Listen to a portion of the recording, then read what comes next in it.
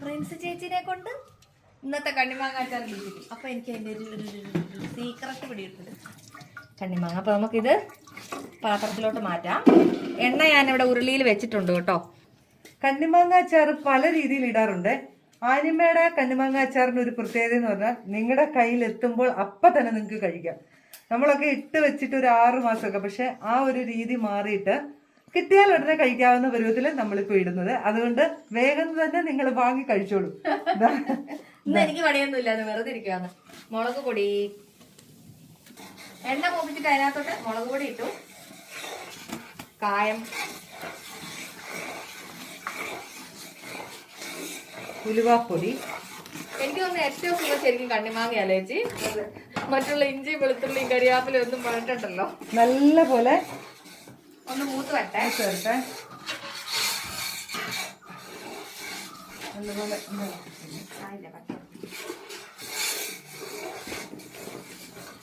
നമ്മുടെ മാങ്ങ ഇട്ട് കൊടുക്കുവാണേ. ഇനി നമുക്ക് നമ്മുടെ മാങ്ങ കടുകിന്റെ പൊടി കടുക് ഇട്ടിട്ട് ഒന്നോടെ മറിക്കാം. തീ നമ്മൾ ഓഫ് ചെയ്തിട്ടുണ്ട്. ഓഫ് ചെയ്തിട്ടുണ്ടെന്ന് പറയാൻ തീ നമ്മുടെ മറ്റേ അടുപ്പല്ലേ. ഇനി ഞങ്ങളൊന്ന് വിട്ടു. ചേച്ചി ഇളക്കണ്ടേ? ഇതിന് കാശ്മീരി മുളക് പൊടി തന്നെ വേണം കേട്ടോ. ഇനി നമ്മള് ഇളകി മറിഞ്ഞിട്ടുണ്ടെങ്കിൽ നമ്മുടെ വേറെ വെള്ളം ഒന്നും ഒഴിക്കാൻ പാടില്ല. നമ്മൾ അരിച്ചു വെച്ചിരിക്കുന്ന നമ്മുടെ ഈ വെള്ളമാണ് ഒഴിക്കുന്നത്.